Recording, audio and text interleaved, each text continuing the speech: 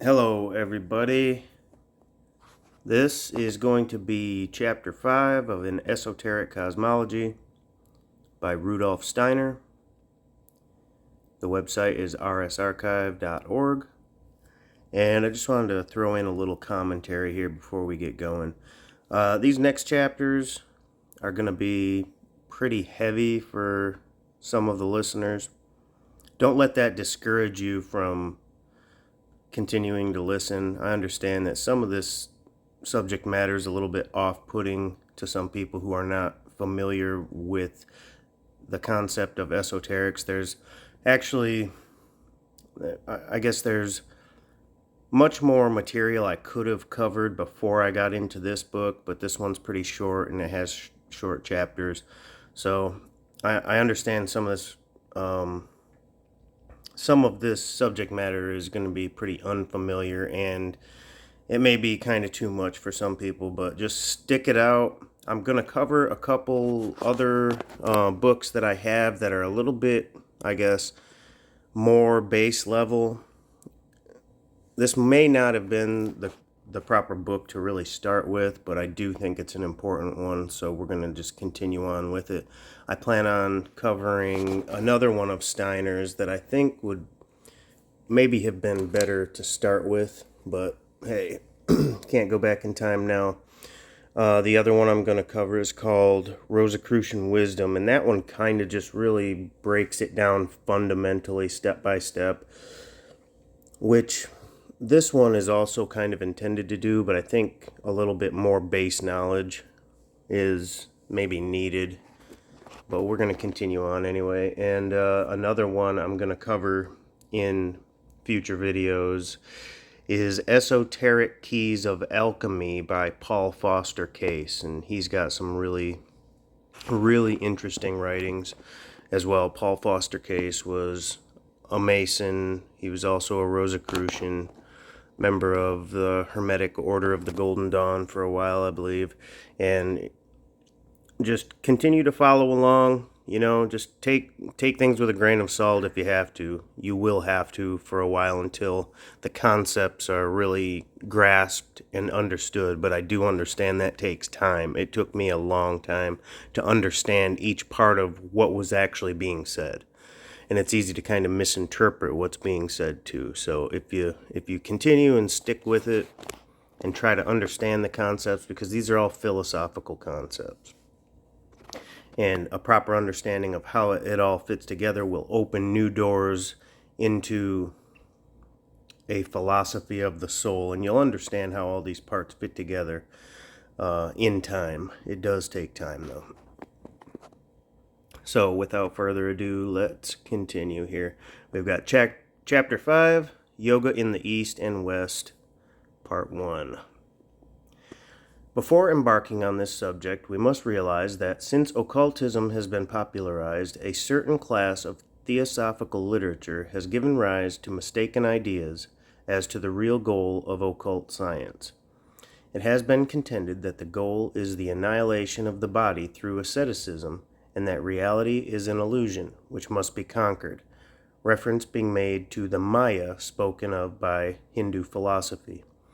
This is more than an exaggeration. It is an actual error, contradicted by the science and practice of occultism. I just want to interject here for a second.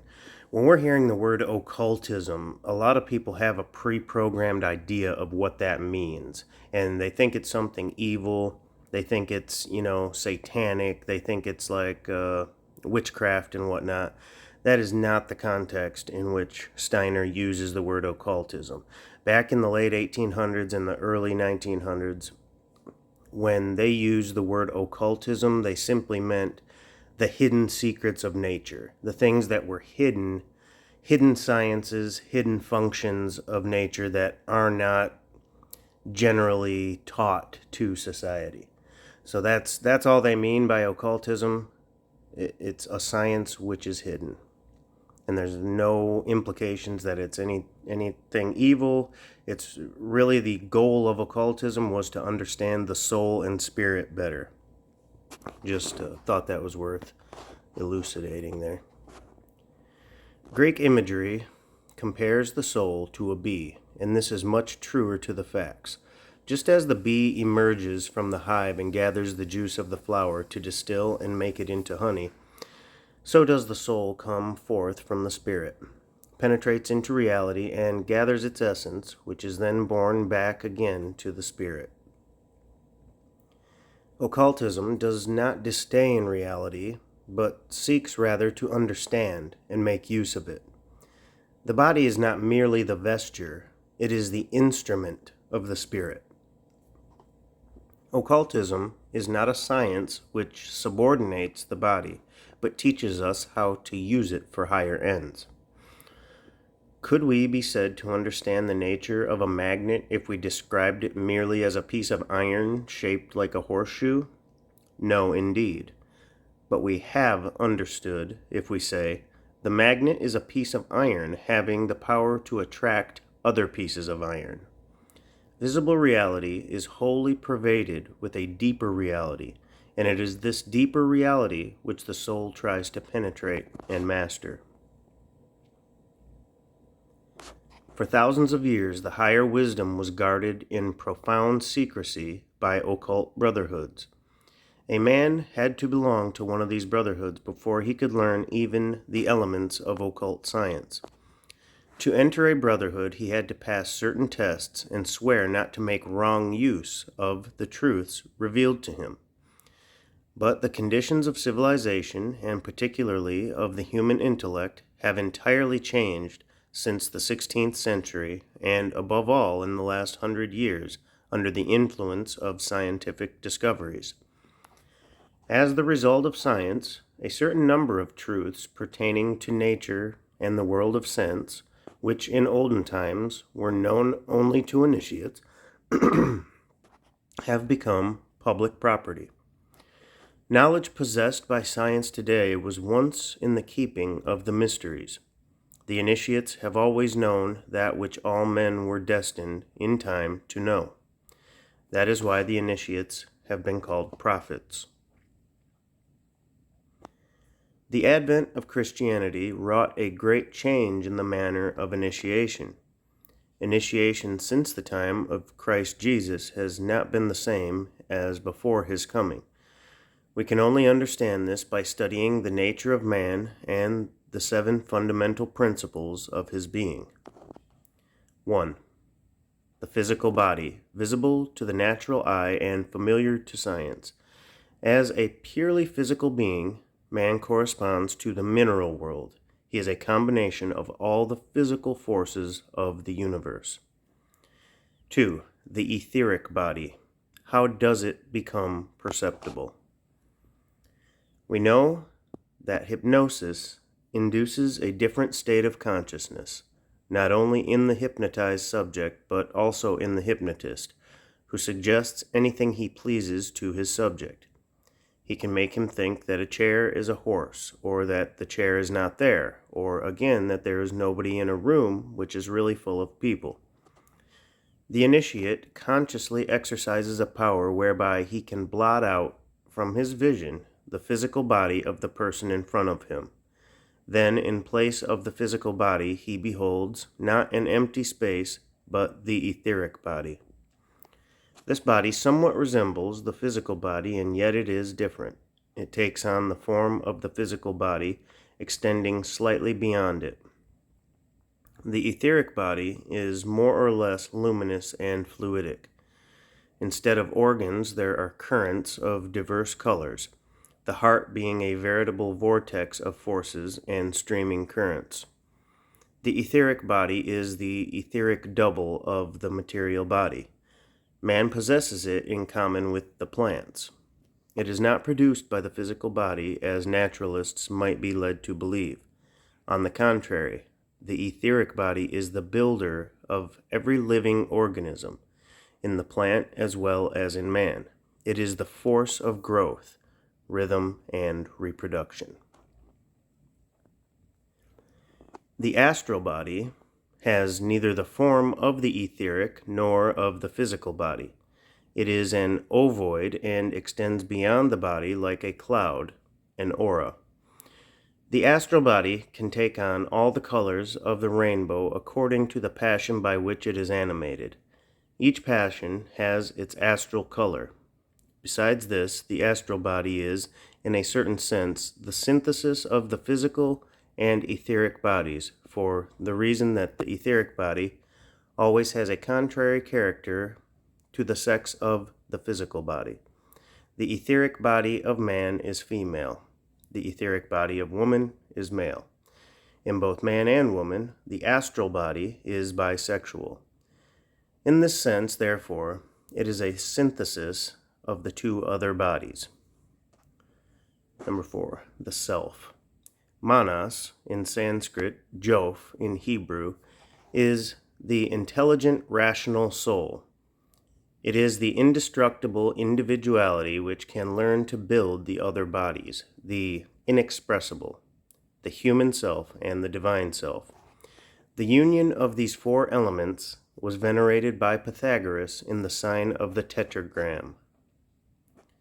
The evolution of man consists in transforming the lower bodies, with the aid of the self, into spiritualized bodies. The physical body is the most ancient principle, hence the most perfect, of man's being. The task of the present epoch of human evolution is to transform the astral body. In civilized man, the astral body is divided into two parts, a lower and a higher. The lower part is still chaotic and dark. The higher is luminous, penetrated even now by the forces of manas. That is to say, it has a certain order and regularity. When the initiate has purified his astral body of all animal passions, when it has become wholly luminous, the first phase of initiation, he has arrived at the stage of catharsis. Only then can he work at his etheric body, by this means affix his seal to the physical body. Of itself, the astral body has no direct influence upon the physical body. Its forces must pass by way of the etheric body. The task of the disciple, therefore, is concerned with the transformation of the astral and etheric bodies in order, finally, to acquire full and complete control of the physical body. This is how he becomes a master. We are touching here upon a marvelous law of human nature, proving that the self and manas are the central points of man's development. When manas dominates the astral and etheric bodies, man acquires new faculties, and these in turn influence the spiritual and divine form of man. When manas works upon the etheric body, light and power for the purpose of man's spiritual being, buddhi, are generated. When manas works upon the physical body, light and power for man's divine spirit, atma, are generated. The evolution of man, therefore, amounts to a transformation of the lower bodies by the higher self. We have a paramount example of the working of the lower self in an anecdote told by Darwin. On one of his journeys, he conversed with a cannibal and asked, through an interpreter, if he felt no repugnance against eating human flesh. Whereupon the savage burst into laughter, saying, "One must have tasted human flesh before one can know whether it is good to eat, and you know nothing about it whatever." The transformation of the astral body goes hand in hand with the control of feelings and their purification. The lower part of the astral body in our age is dark. The higher part is limpid and full of color. The higher part has been transmuted and permeated by the self, but not the lower part as of yet. When man has transformed the whole of his astral body, we say that he has changed it into manas. Not until then can he begin to work on the etheric body. There is a reason why this is so. Everything in the astral body is ephemeral. Everything that happens in the etheric body leaves an indelible trace, which is, furthermore, impressed like a seal onto the physical body. The higher stages of initiation consist in controlling all the phenomena connected with the physical body, in mastering and controlling them at will. The initiate possesses Atma to the extent to which he achieves this. He becomes a sage and has power over nature. The difference between Eastern and Western initiation lies in the method by which the master brings the pupil to the point of being able to work on his etheric body. Here we must consider the different conditions in which man finds himself during sleep and waking life. During sleep, the astral body is partly freed from the physical body and is in a condition of inactivity, but the vegetative activity of the etheric body continues. At death, the etheric and astral bodies are wholly severed from the physical body. In the etheric body, which is the bearer of memory, inheres a remembrance of the past life at the moment the etheric body frees itself. The dying have before them a tableau of their whole life. Freed from the physical body, the etheric body becomes much more sensitive and impressionable because it is no longer impeded by physical substance. Oriental initiation consisted in a process whereby the etheric and astral bodies of the neophyte were forced out of his body. He lay in a trance lasting 3 days, and during this time the Hierophant controlled his freed etheric body, poured impulses into him, and taught him wisdom which remained as a powerful, lasting impression. When he awoke from the trance, the new initiate found himself in possession of this wisdom, for the reason that memory inheres in the etheric body. The wisdom was occult doctrine, but it bore the permanent and personal stamp of the Hierophant who had imparted it. A man who has passed through this initiation was said to be twice born. The process of Western initiation is quite different. Eastern initiation takes place while man is in a state of sleep. Western initiation must be achieved in a state of wakefulness. In other words, there is no separation of the etheric and physical bodies. In Western initiation, the neophyte is free. The master simply plays the role of an awakener. He does not try to dominate or convert. He simply recounts what he himself has seen. And how ought we listen? There are 3 ways of listening: to accept the words as infallible authority, to be skeptical and fight against what is heard, and to pay heed to what is said without servile, blind credulity and without systematic opposition, allowing the ideas to work upon us and observing their effects.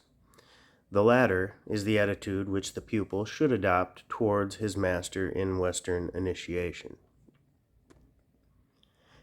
And I'll just interject right here. As I said before I started reading, a lot of this is unfamiliar. A lot of it is, kind of hard to integrate into the way that we think these days. But it is, if you can look at it from the point of view that these are symbolic philosophies in one sense, but they also hold an element of literal truth within them. It's just that in order to truly understand them fully, this stuff has to be studied for a very long time. But, like I said, take these concepts with a grain of salt. There's a lot we don't know about existence, and, you're free to discard and discount whatever and take what is helpful and apply it to your life. But just keep an open mind, because I know when I first started with this stuff, there was a lot that I was just like, now how in the world can that make sense? But over time, you'll see how the pieces fit together, and you'll see this cohesion as these parts like puzzle pieces kind of snap into place. But, sometimes you'll go over it several times and not really understand or say, that sounds pretty far-fetched, and it's not till maybe a year or two later when you've done all this other supplemental study that then these concepts begin to snap in, and then you fully understand what it is that they were actually trying to say there. So that's all I'd say, is just keep an open mind with it. I know this material is pretty heavy in some spots, but let's finish up here. The initiator knows that he who is master must also be servant. It is not his task to mold the soul of his pupil to his own image, but to discover and solve the enigma of this soul. The teaching given by the initiator is not dogma. It is simply an impulse for development. Every truth that is not at the same time a vital impulse is a sterile truth. That is why all thought must be filled with the element of soul. Thought must be permeated with feeling. Otherwise, it will not pass into the realm of soul, and it will be a stillborn thought. So just to wrap up there, that's the end. That's the end of chapter 5. Now, the next chapter is going to get even deeper into some of this heavy material and some of this unfamiliar material. And like I said, just kind of take it with a grain of salt. I'm going to go over some of these other books that I have and really try to find the best ones to read to people who are just newly getting involved in this form of thought, because it is such an unfamiliar way of thinking to the Western mind.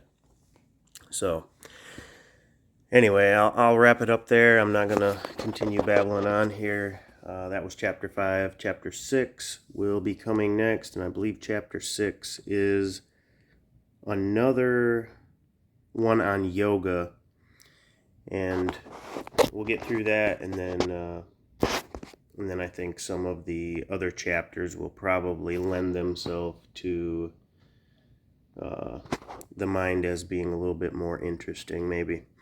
So that's it. Chapter 6 will be coming soon, and we will talk to you later. Thanks for listening. Take care.